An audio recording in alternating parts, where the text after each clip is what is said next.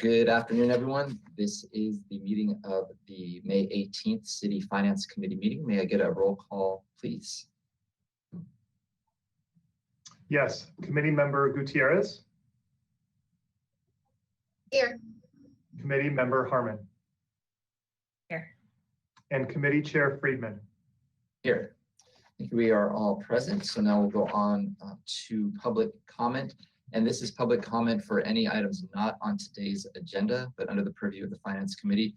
So Mr. DiMartini, do you see any hands raised in the app for general public comment? Yes, Chair Friedman, I am monitoring public comment. I do see folks in watching today's meeting. There is a hand raised for public comment from Ms. Janega Dykes. So I will unmute her now. This might be a comment in regards to, and that's actually on the agenda. So if that's the case, we can have that comment be heard at a later time in today's meeting. But I will go ahead and unmute her. Ms. Janega Dykes, if you can unmute yourselves, you should be able to access now. So Ms. Janega, this is for the outside agency request that is on the agenda, but did you have a general public comment or are you speaking to that? No, thank you, Councilmember Friedman. It is in relation to the funding request from an outside agency. Shall I wait and make that comment later? Yes, that is an agendized item, so we'll get to that very shortly. And it is the first item of the day. So when we go there, we'll have public comment and speak at that time. Thank you. So I'll close general public comment and now move on to the items for today. And the first is the Finance Committee review of the 2-year financial plan for fiscal years 22 and 23. Mr. DiMartini. Yes, thank you so much, Chair Friedman, members of the Finance Committee. My name is Keith DiMartini, your Finance Director. It is my pleasure to present an update on the city's recommended budget for fiscal year 2022 and 2023. We'll go on to the next slide, please. The agenda for today's Finance Committee meeting is shown here. First, we'll just recap the presentations and items that the Finance Committee has heard thus far during the budget process. That includes a detailed overview of the city's general fund non-departmental revenues, also general fund proposed fee changes, and enterprise fund proposed fee changes. At the last Finance Committee meeting, you heard the outside agency funding requests. There were some requests for additional information, and staff will provide a recap of those requests to you today. And then we will also provide an overview of the staff's recommended adjustments to the recommended budget as well. And then we will be happy to take any questions or discussion that you might have. And then we will help facilitate your actions for a recommendation to the full City Council that the full City Council will hear on June 9th. So with that, we'll jump into the presentation. Next slide, please. So just an overview of prior presentations that staff provided to the full Finance Committee over the last few weeks. You received an overview of all of the major general fund non-departmental revenues. That's primarily general fund taxes, property tax, sales tax, transient occupancy tax, so on and so forth. Department staff also presented and provided an overview of proposed fee changes, both in the general fund and the enterprise funds. You can see the dates that those meetings occurred. There were no noted action items or major questions or next steps for these 3 topics that the Finance Committee heard. So there is no additional information other than what has already been presented to the Finance Committee at this time. We'll go on to the next slide, please. Last Tuesday at the Finance Committee meeting, you heard an overview and you received a really brief presentation from each of the requesters in regards to funding for specific initiatives and projects. At that meeting last Tuesday, you directed staff to go ahead and work with the outside agencies to request additional information, additional detailed budget information about the requests themselves, and also information about other funding sources that those agencies have to deliver services or to deliver projects. That information was gathered and it was provided to the Finance Committee yesterday afternoon. So you have all of that additional documentation with you right now in order for you to continue your deliberations and have a conversation about that. There was also a request by the Finance Committee last week to revisit the process about how outside agency funding requests are made. There are multiple models out there that many municipalities use in regards to public prioritization, public budgeting, receiving outside funding requests. So staff will be reviewing those various models and provide a detailed sort of overview of different models that the Finance Committee can choose from for a future budget process. That will be an item that we will agendize and schedule after this immediate budget process concludes. So staff will be working on that in the coming months. When the Finance Committee reviews the outside agency funding requests, it's important to confirm the funding source. And so staff will be able to provide that to you today as well. And then also you may want to consider some conditions on the funding, depending on what the funding is used for. And so we'll go to the next slide, please. This slide here summarizes the 5 individual requests that were made. You can see there were 2 by SB Act, so there were 4 agencies requesting additional funding. This table here lists the amount that's being requested, the purpose and a brief description of what the funding request is for. And then the second column from the right provides Finance Committee's preliminary recommendation as staff heard you last week. So staff was able to summarize what we heard, and we'll be asking for your additional review and confirmation of the accuracy and completeness of this.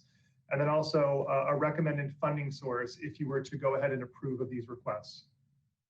It's important to note that item number 3 on this list from SB Act in regards to the neighborhood navigation centers. Last week, it was previously noted as a $200,000 request. We have changed that to confirm that it is a $100,000 request. It was originally noted as $200,000, which did include additional fundraising and match from other funding sources. So I wanted to make sure that the Finance Committee was aware of that. The conversation at last week's Finance Committee indicated that the Visit Santa Barbara request for $200,000 would likely not be approved based on your comments. It looked like the 2 requests from SB Act would be approved. It also looked like the Commercial Fishermen of Santa Barbara request for $25,000 would be approved. We would like for the Finance Committee to consider a potential condition on that approval as to when they are able to secure the additional grant funds. So it would make sense to authorize the actual match for this grant upon securing the grant funds. So that might be a condition for you to consider. And then finally, the Economic Development Partnership request. It did not appear that the Finance Committee had a recommendation as of last week. And so I believe you requested to forward this request onto the full City Council, potentially for a maximum of $50,000, not the full amount being requested. And then finally, the funding source. A majority of these items would be funded by the general fund if they were to be approved. However, the grant match for the Commercial Fishermen of Santa Barbara, it would be most appropriate if that item were budgeted in the Waterfront Department. So that would be funded through the Waterfront Enterprise Fund. Next slide, please. So now I'd like to turn it over to Mr. Boudet, who's going to give an overview of staff's recommended adjustments to the recommended budget. Mr. Boudet. Thank you, Chair, members of the committee. So since the filing of the recommended budget, staff has identified some adjustments they would like made to the budget. They've either gotten new information or revised their estimates and have some requests to be made. The first one is related to a fund out of the general fund to the Sustainability and Resilience Department.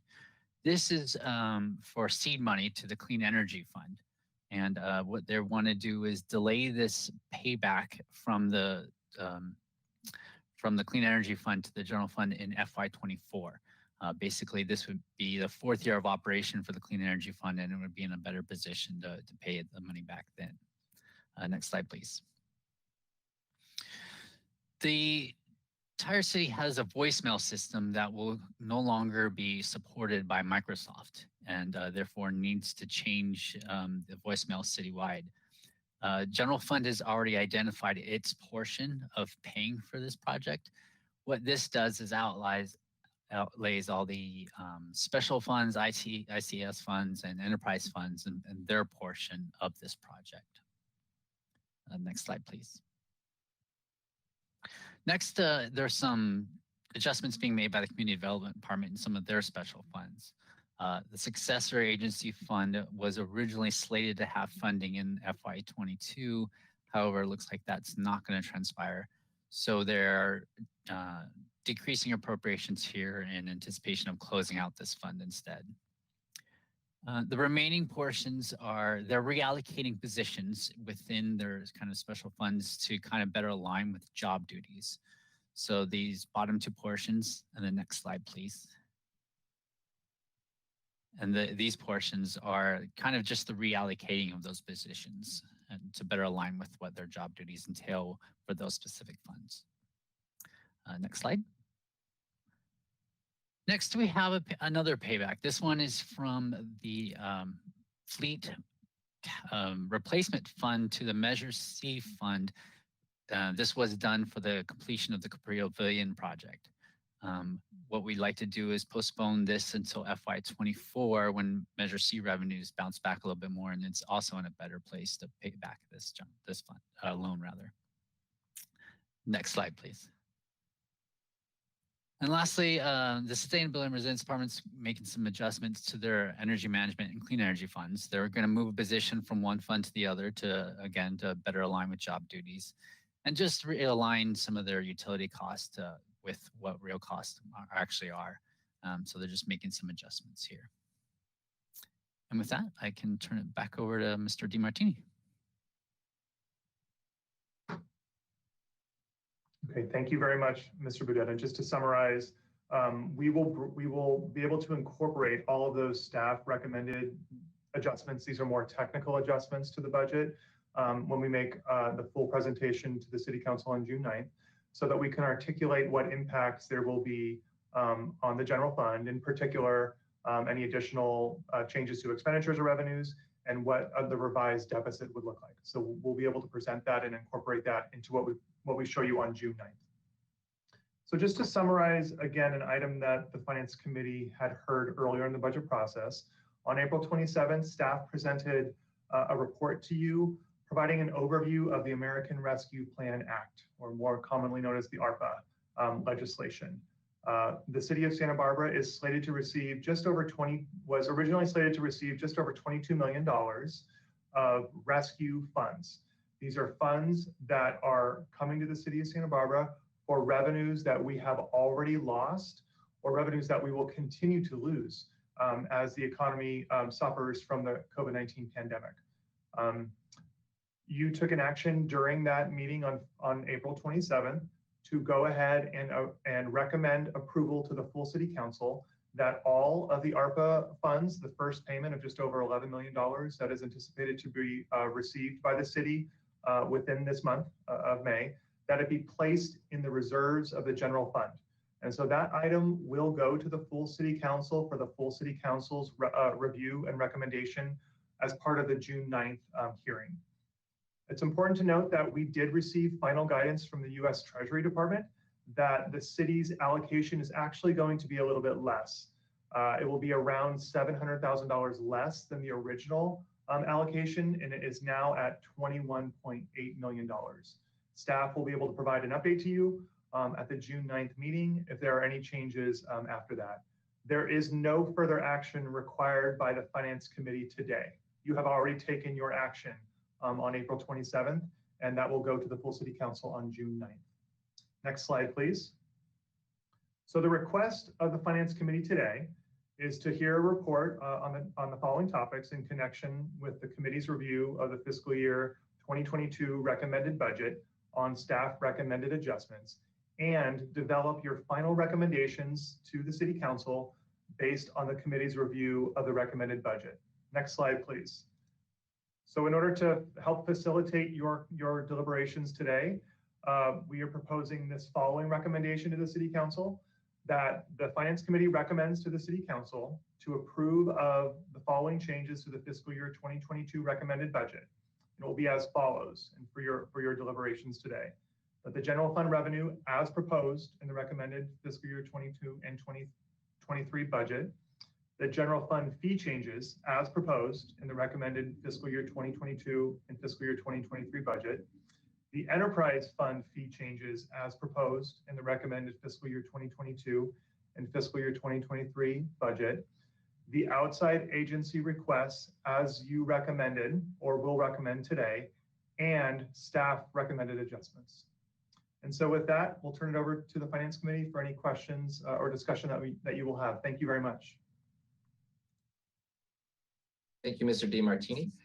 And so I will open up at this point to questions from my colleagues, Councilmember Harmon or Councilmember Gutierrez. Are there any questions at this point for staff?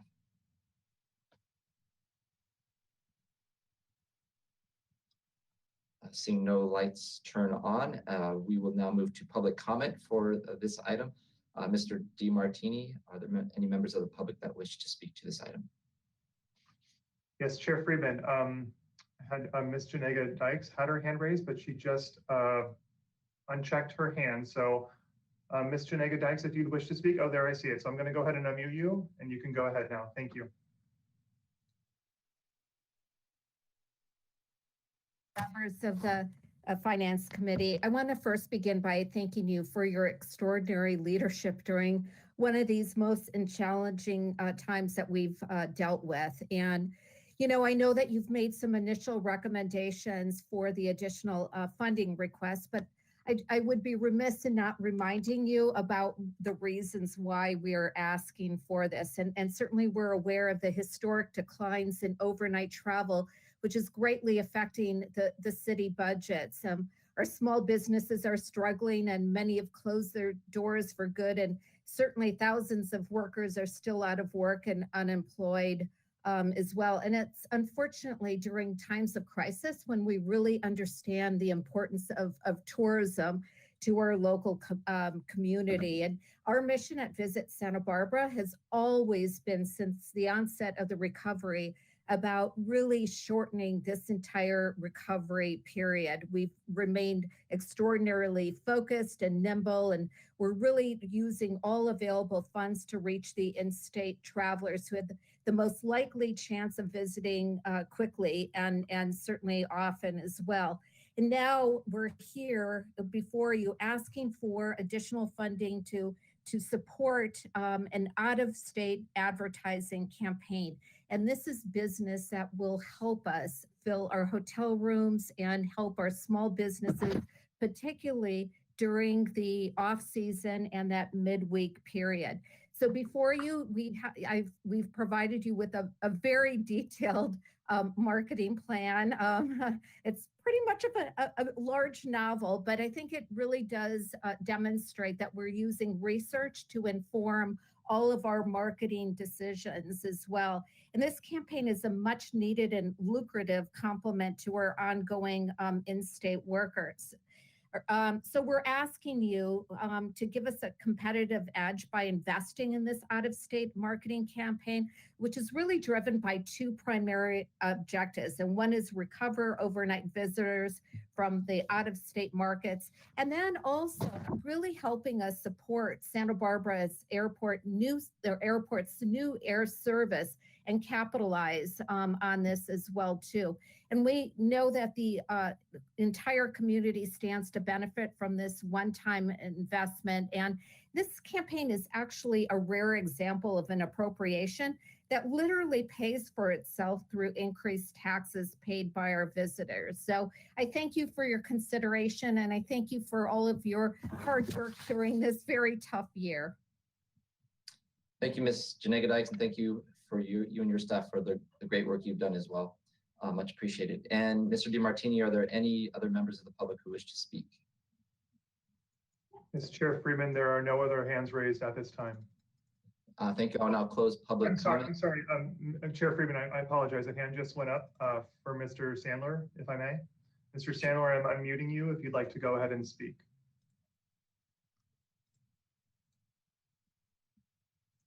Hi, this is Rich Sander with SB Act. I just wanted to say that I am making myself available for any questions that you may have. We submitted the required documents that you requested last week, and everything's set there, but I just wanted to see if you had any questions that I'm here.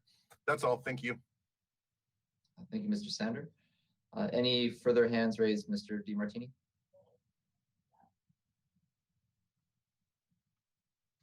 Yes, Chair Friedman, there are no other hands raised at this time.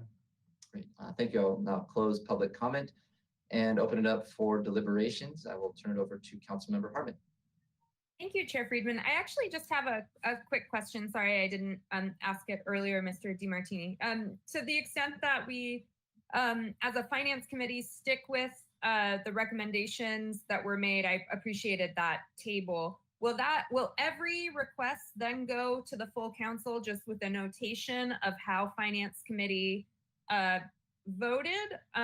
Is that an option? I'm certainly open to allowing the whole council an opportunity to consider all of these requests, perhaps just with the added detail that this is where the finance committee came down. So I don't know if that's standard procedure or if you could speak to that.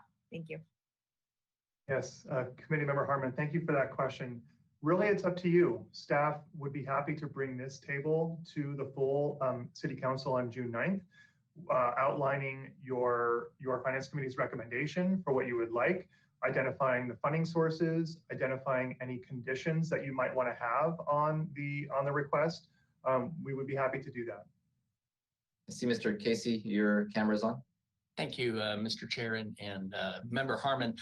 Yeah, Councilwoman Harmon, I believe that they all should be forwarded to council with the Finance Committee recommendation. What you're doing is you're making a recommendation to council, and as in other recommendations, the full council can deliberate and come to whatever conclusion they come to as well. Thank you, Mr. Casey. Great question. So they would all be forwarded just with our recommendation for the full council discussion. So unless there's any further comments or deliberation, I just want to thank our city staff for all the work you've done. And we do need a motion. And if there's any more comments. So you have the floor, Councilmember Harmon, for comments and a motion, and then Councilmember Gutierrez. Thank you, Chair Friedman, and my thanks as well to staff, as well as in particular, I know I'm repeating myself, but to all the outside applicants. I know, again, this is just such a difficult, sensitive process. Really appreciate Mr. DiMartini's statement that we're going to address this as a committee moving forward. I think that's going to be really helpful in the future, at least for us and for our constituents and residents, feeling like they have a clear, transparent, fair process. So I'm really excited about that. And again, a deep appreciation for the work that's being done by all the applicants, particularly Ms. Janega Dykes and your team. I really value the excellent work that you do for our community. And believe me, I see it, I understand it, and really, truly appreciate it. For me, though, unfortunately, I still remain sort of the same mind on this. And it's just such a difficult year. And financially, we have a lot of competing priorities. And I'm so glad that we do fund your organization to the extent that we do. And it's important to me that we continue that relationship. And just in this moment, this year, I will maintain my position of voting no, but again, with deep respect and appreciation for your work. And I hope that this time next year, we can be having a totally different conversation about this. And I know that will be due in no small part to your work. So again, thank you for that. Chair Friedman, I would like to make a motion that we approve, I guess it's staff recommendations. I'm not sure if that's the slide 14, please.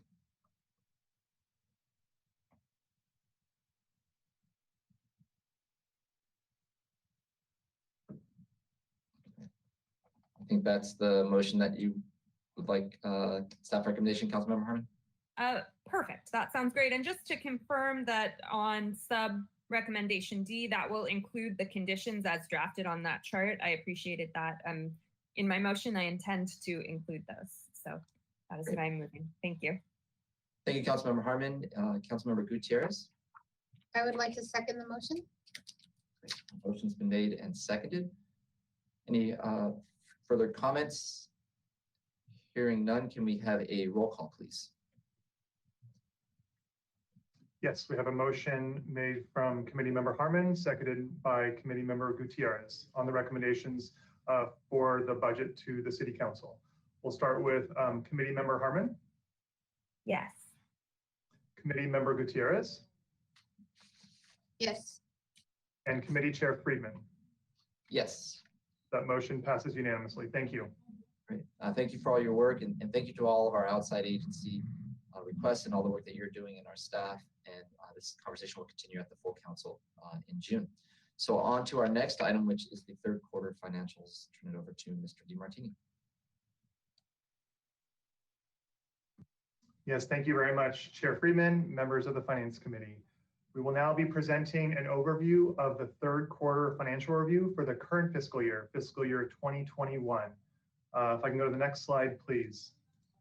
The objective of this presentation today with the Finance Committee is to receive a report from staff on the status of the revenues and expenditures in relation to the current fiscal year budget for the 9 months ending March 31st, 2021, including third quarter budget adjustments.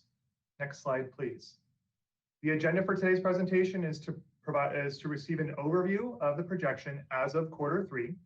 We will go into some level of detail in regards to general fund revenues, general fund expenditures, what the anticipated impacts will likely be on the general fund reserves. We'll also provide an overview of the enterprise funds, an overview of the proposed budget adjustments for the current fiscal year, and then discuss any next steps and questions that the committee may have. Next slide, please. Just a brief overview on the process. Again, the Finance Department produces a citywide monthly financial statement that goes to you. It provides an overview of the status of revenues coming in and expenditures going out by major fund. We also do a deeper dive during the quarterly projection process. We present an overview to you, the Finance Committee, on a quarterly basis. We presented a quarter 1 update, a quarter 2 update not too long ago, and today we are before you for our update as of quarter 3. Every month that goes by, we have more accurate information to develop projections based on more actual real information. So this is where we are today as of quarter 3. Next slide, please. So this slide again is just the overview pie charts for the general fund. The pie chart on the left is our amended budget for revenues, and the pie chart on the right is our amended budget for expenditures. So these pie charts look fairly similar to what we've been presenting throughout the year. Again, our major revenue sources in the general fund come from our taxes primarily property tax, sales tax, transient occupancy tax, and there are a number of other revenues that we've been talking about through these quarterly processes, as well as the upcoming budget cycle, primarily from departmental fees and other charges. On the expenditure side, you can see that a majority of the general fund expenses are related to the public safety function of police and fire. And then you can see that the other larger pieces of the pie come from community services and many of the other departments that provide services to the citizens and the visitors of Santa Barbara. Next slide, please.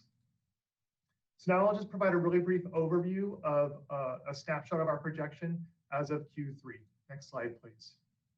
So this slide here summarizes the adopted budget, where our revised budget is at this time based on changes that the City Council has authorized for additions or changes to appropriations throughout the operating year, where our current projection is now as of the end of quarter 3, and what change that is for our projection compared to our revised budget, where we think we're going to end at the end of this fiscal year.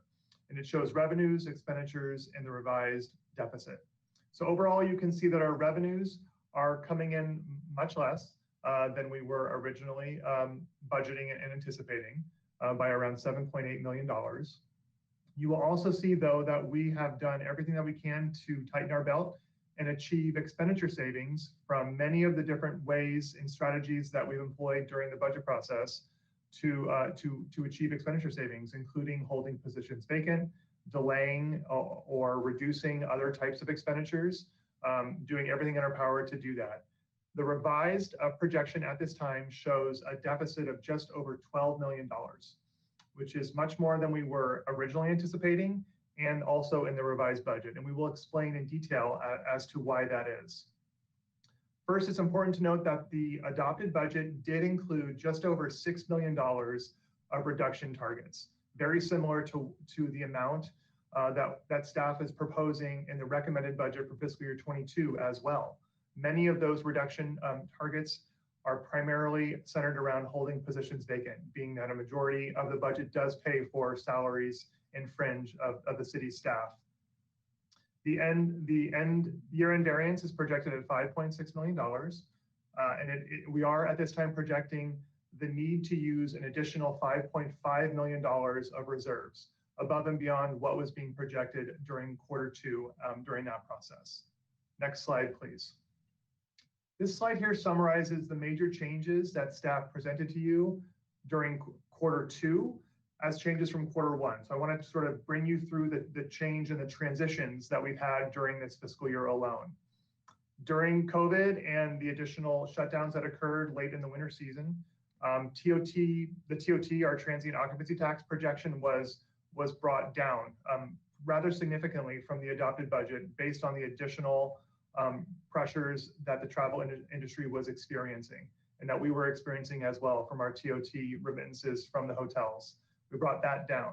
Staff also brought down our sales tax projections based on the much less sales tax activities broadly across the area. Property tax remained strong, so there were no major property tax adjustments at that time. There were some additional expenditures that the City Council authorized during Q2, which included the $2 million loan for the Clean Energy Program, and then some additional mutual aid expenditures, which is offset by the overtime expenditures, which is offset by reimbursements for mutual aid. Next slide, please. So now transitioning from where we were in Q2 to where we are now in Q3. There are no significant changes to our revenue assumptions at this time.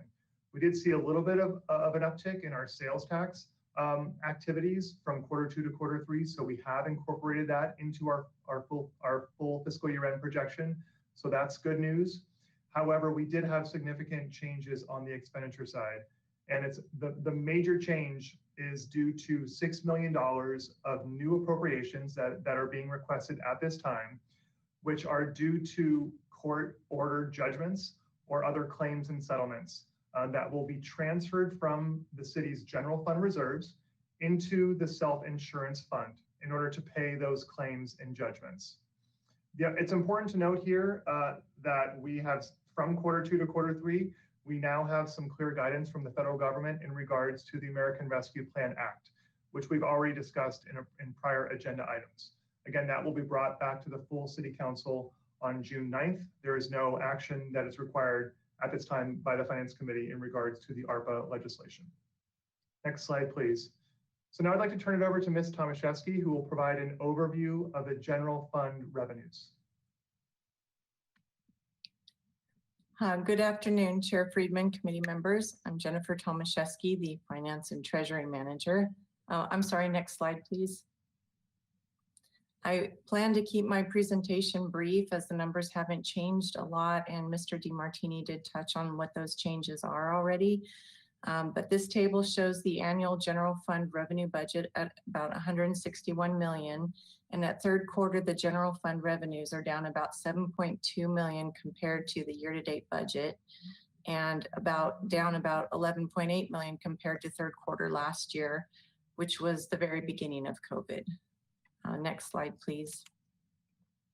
So this next slide, it's the same as the last slide. It just adds on the year-end projections.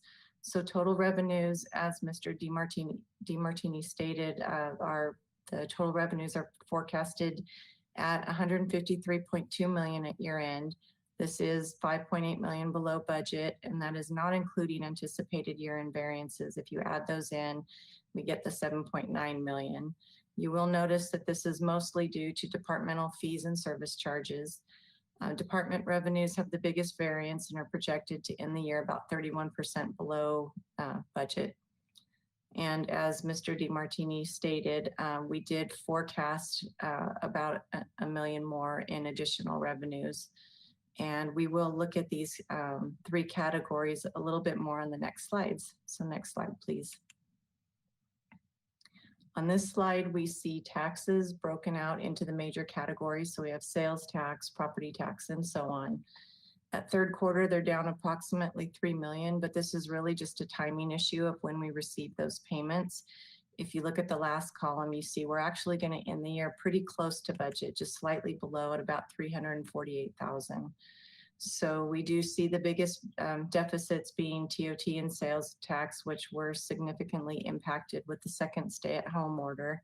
But these were offset by property taxes, UUT, and cannabis, which are performing higher than we expected. And I won't go into any details on those unless you have questions, but there are more detail in your packets in the narratives, and I will be happy to answer any questions that you may have. Next slide, please. So this next slide, this is everything else besides tax revenues to the general fund. So total other revenues at third quarter, they're down approximately 4.3 million below budget and projected to end the year about 5.4 million below budget. And I'm just going to briefly touch some of the bigger numbers. So fines and forfeitures, we estimate those are going to end the year about with a deficit of about 1.5 million. The majority here is parking violations. So citation issuances were suspended for several months with both the first and second wave of stay-at-home orders. And then we see the intergovernmental. These are actually forecasted a little bit higher than budget, about 1.7 at year end. And this is a combination of some additional mutual aid revenues and a little over $1 million in CARES Act money that we received earlier this year. This does not yet include the federal relief money that Mr. DeMartini spoke of. And then the last category is fees and service charges, and we'll actually look at these on the next slide. So next slide, please. This last table represents the department revenues, and in total, revenues are down at third quarter about 3.3 million, and we're expecting this to grow to about 4.4 at year end. I guess it's important to note that all general fund revenues were negatively impacted by COVID for the most part, although the biggest individual departments were community development and parks and rec. They were hit the hardest. Some of the programs hit include zoning and building permits, recreational programs, facility use and rentals, and special events in the police department. But just to reiterate, the biggest single cause is due to COVID. Next slide, please. So just to recap, general fund taxes will likely end the year pretty close to budget, just slightly down. However, the biggest dip in revenues compared to budget is from the department revenues. This concludes my portion of the presentation. And with that, I will hand it over to Mr. Sewell unless you have any questions.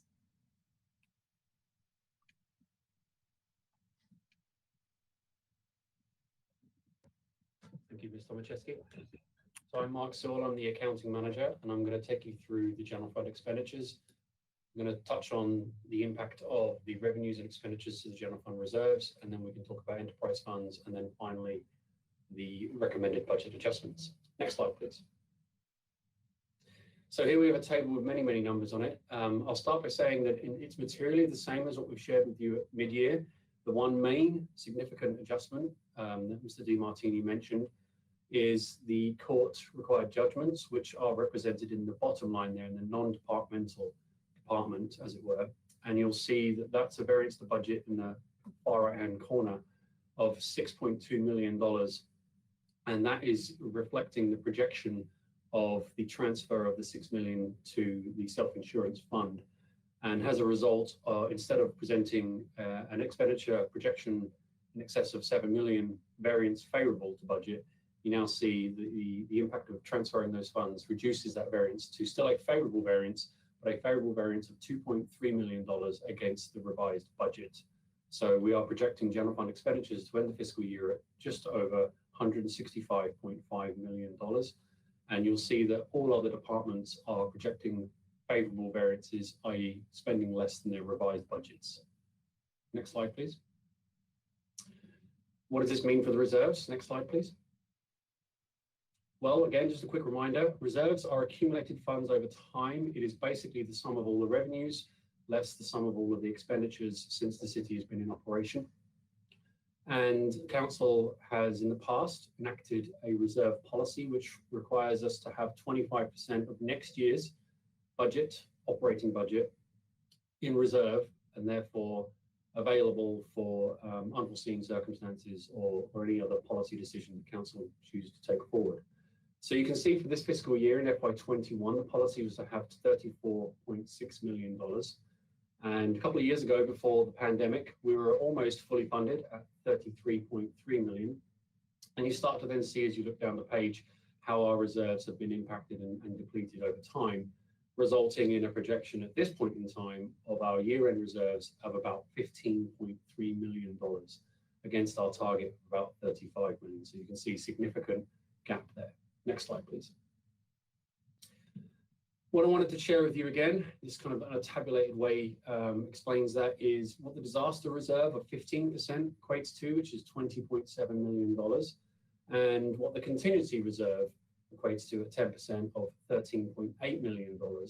And you can see if you look at the projected Q3 column, we're actually projecting to be $19.3 million nearly below that policy, with 15 million in reserve. Now, what that equates to is no remaining contingency reserves, and means that we're actually $5.5 million into our disaster reserve. Next slide, please. If we look at this over time, and this is a chart you've seen before, it's now updated with the updated projection. You can see that, you know, back in 2005, everything was great in terms of the reserve position, and then over the next few years, with the impact of what we felt was going to be the largest recession in hopefully most of our careers, it dipped down into reserves as the city maintained services and positions, and obviously grew back up as the economy recovered to FY16, when the city was actually fully funded in terms of its reserve requirement. And then you can see the dramatic impact in FY19 and 20, and then into 21, of the reduced revenues, even with the expenditure savings that were planned. So this is where we're projecting the use of both contingency and, for the first time, disaster reserves, for the first time certainly in the last 15 or 16 years. Next slide, please. So then, building on from that, I just wanted to kind of share with you, what does this mean in terms of the budgets that you've got before you as well for next fiscal year and 23. If we extrapolate this out and we just layer over the budget as it is before you, you can see the city is projected to use further reserves in fiscal 22 and going into fiscal 23. And while the policy would be $35.5 million in fiscal 23, the city would only have 12.3 million in reserve, and therefore be significantly into disaster reserves and have a deficit of 23.2 million. Next slide, please. Now, what we know, of course, is that we have received some, and will be receiving some federal funding. We certainly haven't got the cash quite yet, but we're expecting it very, very soon. And these numbers, unfortunately, are on our original anticipation. And as Mr. DiMartini mentioned, it's actually been revised down by 700,000 in total. And this isn't assuming anything of council. Obviously, council have an item before them in a couple of weeks' time to discuss what they want to do with the ARPA allocation. But if it were to be received into the general fund, what this chart shows you is what would be the impact on the general fund reserves on that basis. And so you can see in FY21, on the assumption that the first payment would be received, then we would be projecting a year-end reserve position of negative $8 million. So the gap would be 8 million between our actual reserves and our policy. And then if we receive the second portion into the general fund, that would have the impact of basically refilling all of the contingency reserves in fiscal year 2022. And then moving forward, you see actually even with receiving all of the ARPA funds into the general fund, there'd still be an expectation on the current budgets that the city would be using general fund reserves. And if we reduce the amount of allocation from ARPA, we'd be talking about a $1.3 million shortfall of reserves in FY23. So again, we'll be before council with options regarding to ARPA in future dates. Next slide, please. So that concludes the general fund. I'm happy to pause if there's any questions on general fund, or carry on into enterprise funds and take questions at the end. I'll leave that to the chair. We're almost done, so we'll just carry to the end and then ask questions there. Thank you so much. Okay, next slide then, please. So again, there's not really much change here from what you've seen in Q1 and Q2. All of the enterprise funds have been somewhat affected by COVID, some more than others. Next slide, please. Downtown parking was one we shared before. It's still seeing a significant issue in terms of revenue. Of course, you know, the demand for parking is not like it ever was, and is hopefully going to recover at some point, but that's having a significant impact on the fund from a financial standpoint, and it's projected to use $4 million nearly of its reserves, which will place it below its council policy at the end of this fiscal year. Next slide, please. Here's the other 4 major enterprise funds. Next slide, please. Wanted to again point out the waterfront fund. It is again impacted because the revenue generated through parking or through concession revenues has been obviously severely impacted this fiscal year. And again, that's a fund that's projecting to use just short of $1 million of its reserves by the end of this fiscal year. Next slide, please. So here's a summary table that kind of draws your attention to the main enterprise funds that we have. And I just draw your attention to the final column. This is where we think the fund will be from a standpoint of available reserves. And what that means is the cumulative revenues, less the cumulative expenses, and then take away the council policy. So you can see that the majority of the funds will still be in a positive territory. However, I mentioned to you downtown parking and waterfront. Just want to quickly draw your attention to Clean Energy Fund. This is a brand new fund. It's not surprised that it would be in this negative territory because it doesn't really have any assets right now. It hasn't actually started to generate many revenues. But like every other enterprise fund, it would have a standard reserve requirement for 25% of future year budgets. So it's on there, it's clarity, but it's not really anything right now to be too concerned about. And of course, downtown parking and waterfront, we hope will recover as the economy will recover in the coming months and years. Next slide, please. So then the final section is the budget amendments.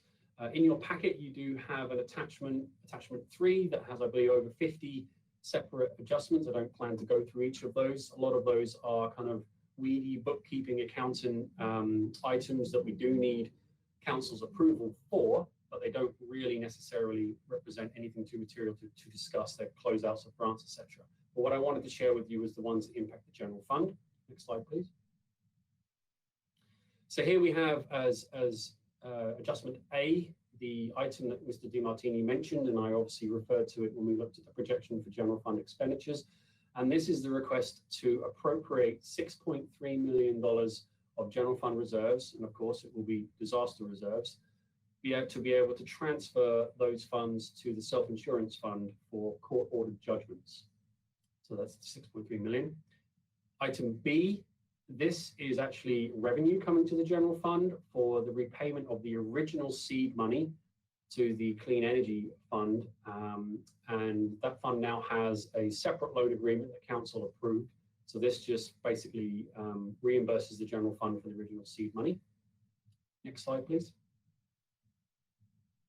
Item C, this is actually a significant appropriation of just over $500,000, but it's going to be financed by external grant receipts.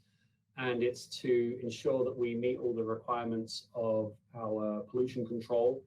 And we will be making sure there's some remediation work for underground storage tanks. And so therefore, that's an in and out for the general fund and no use of reserves as a net. And then item D, this is a very small adjustment to close out a project where the general fund is to contribute just over $3,000 for some zip books in the library. So the result of all of those adjustments in the general fund is a use of just over $6 million of reserves. And as I mentioned, there are a number of other funds and adjustments. So next slide, please. And they cover a whole bunch of different operations and capital funds across the city, from streets grants, airport appropriations, transfers in wastewater capital projects. Golf fund, again, is projected to generate more revenue than budget, and so therefore drives variable costs and is requesting some appropriations. I mentioned already the revenue coming to the general fund from the Clean Energy Fund, so therefore they need the appropriation to send it over. And then, of course, the big one in the self-insurance fund where they need to receive and then ultimately pay for those judgments. And again, there's a significant amount of detail in attachment 3 that goes through each and every one of those requested budget adjustments for fiscal year 21. Next slide, please. So that leaves us at the end of the staff presentation, and we are asking for a recommendation here that you accept the fiscal year 21 interim financial statements for 9 months ended March 31st, 2021, and approve the proposed third quarter adjustments to fiscal year 2021 appropriations and estimated revenues as detailed in the attached schedule of proposed third quarter adjustments. Thank you. Thank you, Mr. Sewell. I appreciate the detailed report. So at this point, I will open it up for questions from my colleagues. Councilmember Gutierrez or Councilmember Harmon, any questions for staff?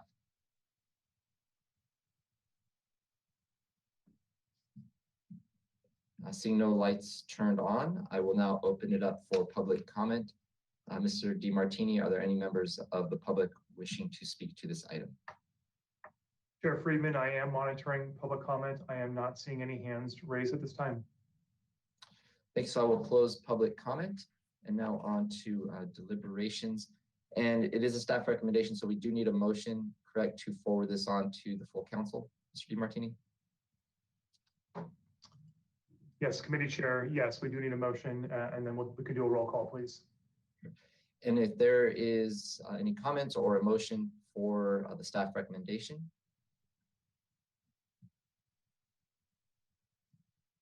I make the motion.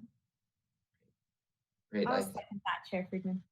So a motion been made by Councilmember Gutierrez and seconded by Councilmember Harmon. Seeing no further discussion, if we could have a roll call, please. Yes, we'll start with committee member Harmon, Yes. and then committee member Gutierrez, Yes. and committee chair Friedman. Yes. The motion passes unanimously. Great. Thank you. And thank you, Mr. DeMartini. With that, there is no additional business. So this meeting of the May 18th City Finance Committee is adjourned. Thank you.